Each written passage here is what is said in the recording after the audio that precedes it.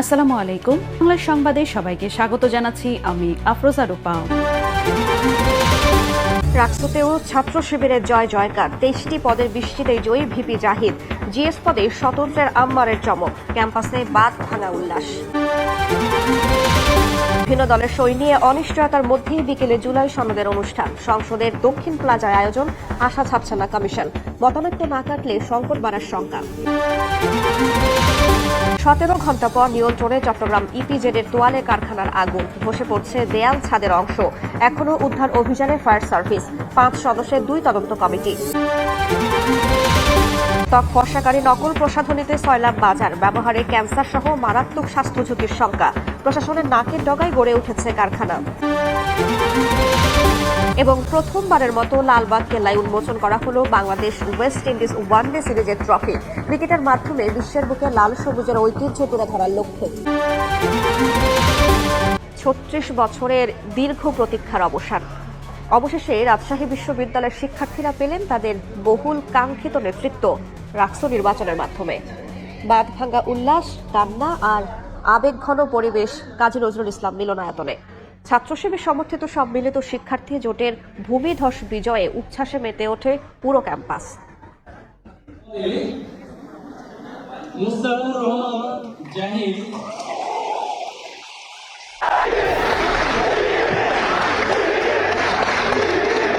বাঁধভাঙা উল্লাস রাজশাহী বিশ্ববিদ্যালয়ের কাজী নজরুল ইসলাম মিলনায়তনে। বিজয়ের ঘোষণা শুনেই কান্নায় ভেঙে পড়েন শিবির সমর্থিত প্যানেলের প্রার্থীরা।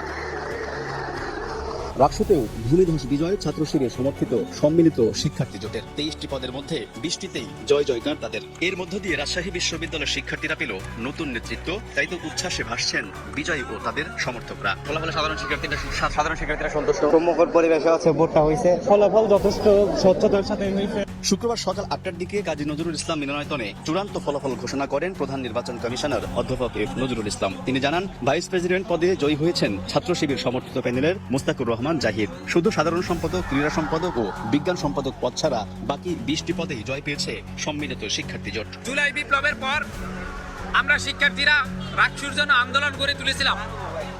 এখানে ছাত্র শিবির যেমন আন্দোলন করেছে, তার পাশাপাশি অন্যান্য সকল ছাত্র সংগঠন, অন্যান্য সকল শিক্ষার্থী এই রাকসুর আন্দোলনে যুক্ত হয়েছিল। রাকসু বানচালকারী গোষ্ঠীর অপতৎপরতার বিরুদ্ধে গিয়ে চারবার নির্বাচন পেছানোর পরেও আমরা আজকের এই দিনে নির্বাচনটা সম্পন্ন করতে পেরেছি আলহামদুলিল্লাহ। আমাকে নির্বাচিত করেছে, তারা মনে করেছে আমি শিক্ষার্থীদের ম্যান্ডেট নিয়ে কাজ করতে পারবো। ইনশাল্লাহ আমি আমার জায়গা থেকে সর্বোচ্চ চেষ্টা করব। নির্বাচন প্রতিদ্বন্দ্বিতা এর বাইরে গিয়ে আমাদের কাছে একটা উৎসব, যে উৎসবটা আমরা বিগত 2-3 দিন ধরে আমরা ভালোভাবে উদযাপন করেছি, কোনো প্রকার অনাকাঙ্ক্ষিত ঘটনা, কোনো প্রকার বিতর্কিত ঘটনা ছাড়াই।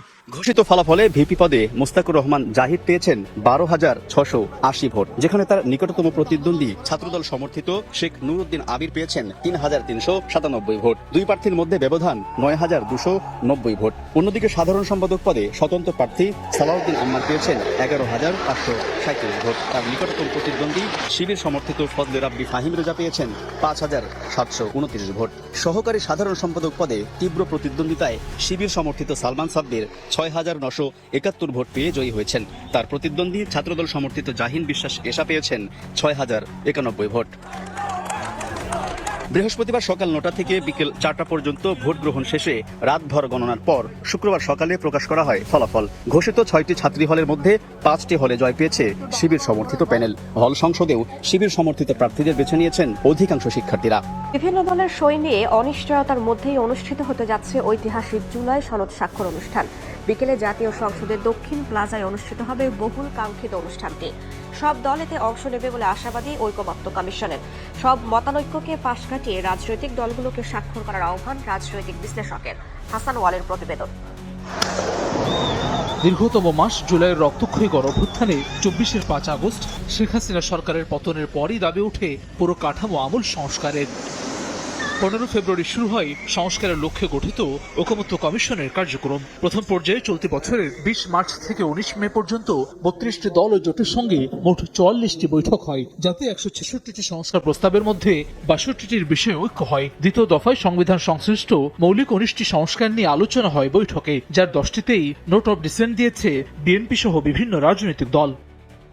জুলাই সনদে রাষ্ট্রীয় সংস্কারের যে 84 দফা, তার মধ্যে 47টি বিষয়কে সংবিধান সংশোধন সাপেক্ষে সংস্কার এবং বাকি 37টি বিষয়কে আইন, অধ্যাদেশ, বিধি ও নির্বাহী আদেশের মাধ্যমে সংস্কার হিসেবে চিহ্নিত করেছে ঐকমত্য কমিশন। জুলাই সনদের পটভূমি ব্যাখ্যা করে সংস্কারযোগ্য নিয়ে জাতীয় ঐকমত্য কমিশনের কার্যক্রম তুলে ধরার পর সংস্কারের 84 দফা তুলে ধরা হয়েছে 40 পৃষ্ঠার সনদে। তবে বিপত্তি বেঁধেছে বাস্তবায়ন প্রক্রিয়া নিয়ে। এ নিয়ে 6টি বৈঠকেও সমাধানে পৌঁছাতে পারেনি কমিশন। জুলাই সনদ বাস্তবায়ন আদেশের খসড়া স্বাক্ষর অনুষ্ঠানের আগেই প্রকাশ করার দাবি জানিয়েছে এনসিপি। নির্বাচনের আগেই গণভোট এবং পিয়ার নিয়ে অনড় জামায়াত ইসলামী আন্দোলন সহ সমমনা দলগুলোর। তবে স্বাক্ষর করার ইঙ্গিত দিয়েছে বিএনপি। একই রকম মত তাদের সমমনাদেরও। সব মতভিন্নতা পাশে রেখে রাজনৈতিক দলগুলো স্বাক্ষর করবে এমন আশাবাদ ঐকমত্য কমিশনের। আমরা আশা করি এই প্রক্রিয়ার সঙ্গে যারা যুক্ত ছিলেন সেই রাজনৈতিক দলগুলোর প্রতিনিধিরা উপস্থিত থাকবেন এবং সনদে স্বাক্ষর করার মধ্য দিয়ে আরেকটি পর্যায়ের দিকে আমরা অগ্রসর হতে পারব। কমিশনের পক্ষ থেকে সনদ বাস্তবায়নের ক্ষেত্রে সুস্পষ্ট, সুনির্দিষ্ট, পূর্ণাঙ্গ একটি সুপারিশ আমরা সরকারের কাছে উপস্থাপন করব। স্বাক্ষর নিয়ে অনিশ্চয়তা তৈরি হলে দেশ দীর্ঘমেয়াদে সংকটে পড়বে বলে শঙ্কা বিশ্লেষকের। একটা নতুন বন্দোবস্তের দিকে আমরা যাচ্ছি। যদি এটি সম্পন্ন না হয় এবং ফেব্রুয়ারিতে যদি জাতীয় নির্বাচন না হয়, তাহলে দেশ একটি দীর্ঘমেয়াদী সংকটের মধ্যে পড়বে এবং সেই সংকট থেকে উত্তরণের সক্ষমতা এই মুহূর্তে বাংলাদেশের মানুষের আছে কিনা সেটাও কিন্তু রাজনৈতিক দলগুলোর জন্য ভাবতে হবে। কারো একক কোনো চাওয়া বাস্তবায়ন না হলে সেটিকে অকার্য করে দেওয়ার যদি মানসিকতা থাকে, তাহলে সেটি জাতির জন্য কল্যাণকর হবে না।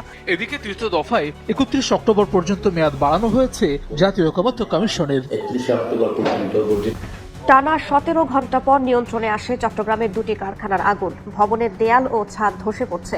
এখনো উদ্ধার অভিযান চালাচ্ছে ফায়ার সার্ভিস। সকাল 7:30টার দিকে আগুন নিয়ন্ত্রণে আনে ফায়ার সার্ভিস, নৌ ও বিমান বাহিনীর 26টি ইউনিট।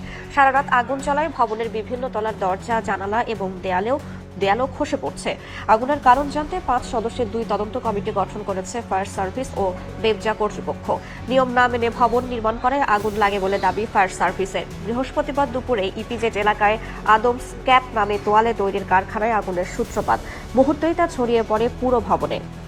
ত্বক ফর্সা করতে আপনি যেসব প্রসাধনী ব্যবহার করছেন তার সবই কি আসল, নাকি দেখতে আসল মোড়কের ভেতরে আপনাকে দেয়া হচ্ছে নকল পণ্য? অতিমাত্রায় কেমিক্যালযুক্ত ও বিক্রয় নিষিদ্ধ পণ্য বিক্রি হচ্ছে রাজধানী সহ সারা দেশে। বিশেষজ্ঞরা বলছেন এগুলো ব্যবহারে স্কিন ক্যান্সার সহ হতে পারে মারাত্মক ক্ষতি। স্বপন আহমেদের রিপোর্টে বিস্তারিত। ত্বক ফর্সা করতে সারা দেশেই দেদারসে বিক্রি হচ্ছে নানা ব্র্যান্ডের ক্রিম অথবা লোশন।